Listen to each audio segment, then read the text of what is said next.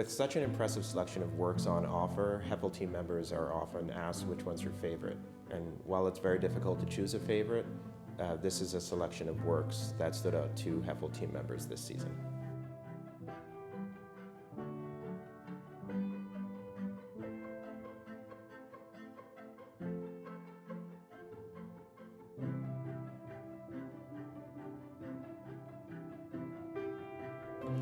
Heffel is honored to feature on the cover of our auction catalog for our important post-war and contemporary art auction. Just a magical TAKAO TANABE, a panoramic canvas. The energy I feel from TAKAO TANABE's EUCOTT Bay canvas is extremely special. It captures, in my mind, that moment in time as the seasons are changing from summer to fall to winter, where you get that dust of snow on the mountains. But the light is just so special and clear, but also the moment is frozen in the calmness of the water. We've had the great fortune to sell a number of masterpieces, but when we have a masterpiece by an artist who we've met eye to eye, had an opportunity to feel that artist's energy, passion, and intensity, that's a moment at Heffel that is priceless.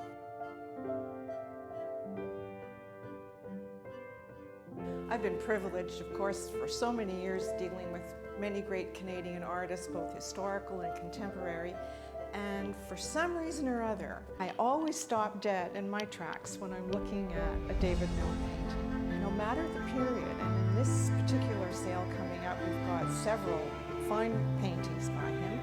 Two in particular I thought I'd mention. One, which is a Lake Placid scene from Upper New York State before he came back to Canada, and there's something so cool about it, not just the snow, but the whole feeling of that. It made me take a breath. And the second painting is one done several years later in the 30s, one that almost reflects the kind of color we're seeing right now in our fall seasons in Northern Ontario and Southern Ontario. But it's a beautiful, almost abstract image, which is not where he was heading, but it certainly relates to where he might have been heading had he lived many, many years longer.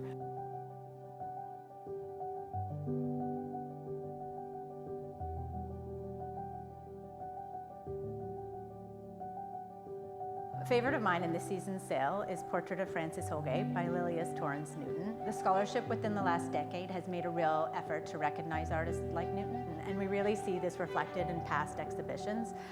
The one that comes to mind is the 1920s Modernism in Montreal exhibition. And even more recently, we have the show that's currently underway at the McMichael, Uninvited, that really, shines a light on Newton and her contemporaries in a really thoughtful way. Well, there are so many bits about this painting that I find charming, but the decorative collar and the cuffs that Frances wears were actually apparently stitched by Breton fishermen and purchased by Edwin Holgate on a sketching trip while he was with Maurice in Brittany in the early 1920s. To me, Newton is so successful at capturing the humanity of her subjects. I really love this portrait because it's a real nod to that modern, innovative period of the interwar years of the 1920s, where life was really euphoric and spirits were high, almost like coming out of a pandemic. I really think this is a very fine portrait, and I hope it finds a special home.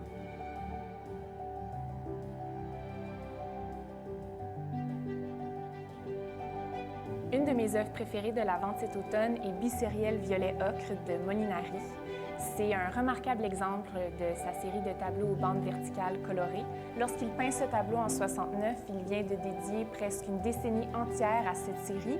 C'est une œuvre d'un artiste mature, en plein contrôle de son médium et de ses capacités. Le tableau est composé de bandes verticales d'une géométrie simple et rigoureuse. Chaque couleur est répétée 2 fois dans le même ordre, violet, vert, bleu, rouge, gris et ocre. Et les bandes violettes et ocre sont aux extrémités du tableau ainsi qu'au centre. Molinari s'intéressait principalement à la relation entre les couleurs et à comment on les perçoit. Donc, dans un exemple comme Bicériel violet ocre, on peut lire le tableau de gauche à droite de différentes façons. Donc, soit 2 rectangles de 6 couleurs chaque, 6 paires de rectangles de 2 couleurs, ou une succession de rayures de couleurs différentes. La lecture du tableau varie entièrement d'une personne à l'autre et comment on organise la couleur mentalement. Avec sa série des bandes verticales, Molinari élimine complètement l'aspect illusionniste d'un tableau. Il n'est plus une fenêtre sur le monde, il n'est plus représentation, mais uniquement un espace chromatique.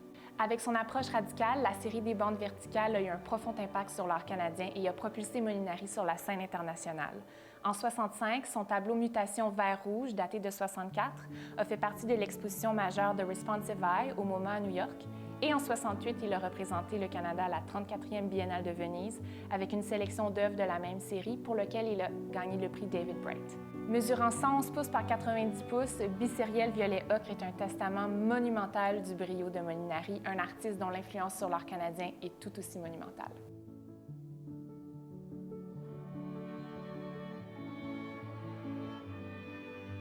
Because of Thomson's short life and career, the works he produced are very rare. So it's always exciting to spend time with them, and that's especially true with a work like Spring 1916. Prior to 1914, Thomson was a very good painter, but the work he produced in that 3-year period is often exceptional. Unexplained leaps like this sometimes happen with artists and poets, and with Thomson, it seems as though that came about because he found his ideal inspiration in Algonquin Park. When you look closely at this painting, the brushstrokes really move the energy that Thomson is expressing around the painting. The branches on either side of the composition frame the work and focus the attention down the center of the painting. The textures and the colors all are in service of the resonance that Thomson was experiencing when he was looking at the scene. It's as if Thomson was able to see very deeply into nature and express what he saw there with a complete authenticity.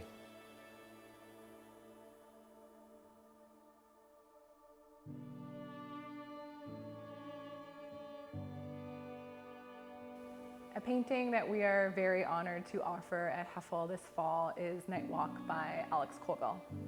Night Walk was painted in 1981, and this was a time when Alex Colville was really at the peak of his powers.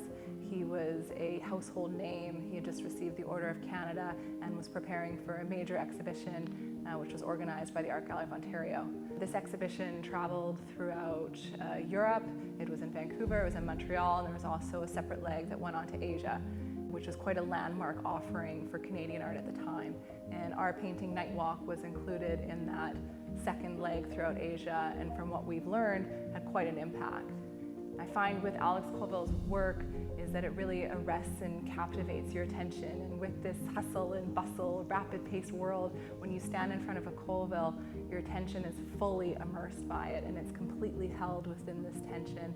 And I believe that that makes Alex Colville's work so special and so memorable. Colville was meticulous in everything that he did, and that was including creating preparatory studies for his final paintings. And we are very lucky to have 2 preparatory works for Night Walk included in the same sale. And throughout these 3 pieces, you can really see the full vision come to life from those preparatory works to our final masterpiece painting, Night Walk. The figure in Night Walk is based off of Colville's mother's father, and this we know. And this is a common theme for Colville's work, is that he would use objects or items or people from his reality, and then he would infuse them with elements of his imagination. Another key element in Night Walk is, of course, the relationship between human and animal. And this is a theme that we would see throughout Colville's work for decades, and was really a landmark theme of his work. In many other paintings, we see the animal as a theoretical or metaphorical guide, and in Night Walk, it is a literal guide.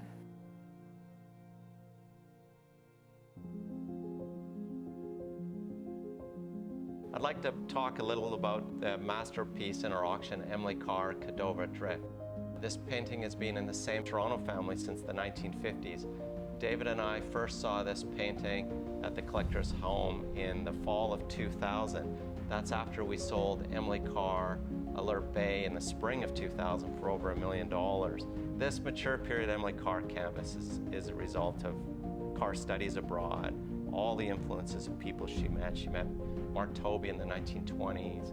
She met Lauren Harris in 1927. She saw Georgia O'Keeffe's work in New York in in 1930, and it's really the culmination of car becoming car of her mature period.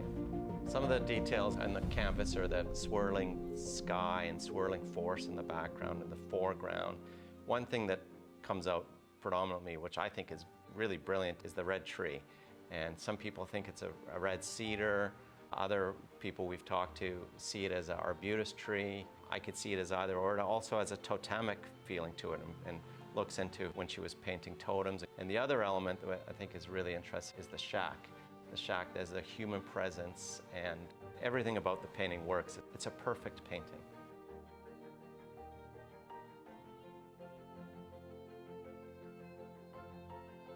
Jack Bush's paintings, and Sway No. 1 in particular, are so good because really they're fun paintings. Dr. Sarah Stanners, as she says, it's a joyful work, and at their heart they're these pure aesthetic objects. Sway No. 1 has this feeling of playfulness. He would liken his process to jazz music, where he would ad-lib the colors, improvising by placing the colors next to each other, creating these unexpected, curious results. You can see it in the hard and soft edges of the colors where they overlap and subtly bleed into one another, creating these loose, playful, confident gestures where the results are unexpected and exciting. The provenance of this piece is incredible as well. This was in the collection of Ron Longstaff, who was a notable Vancouver businessman and philanthropist, and the youngest ever president of the Vancouver Art Gallery. He was described as the patron saint of the Vancouver Art Gallery by Canadian Art Magazine, and this work hung prominently in his home. He was a huge Jack Bush collector. Sway No. 1 is the kind of painting that is so beloved by people that it's widely reproduced as gallery merchandise, for example, on mugs and tea towels and things, just going to show how much people love this painting.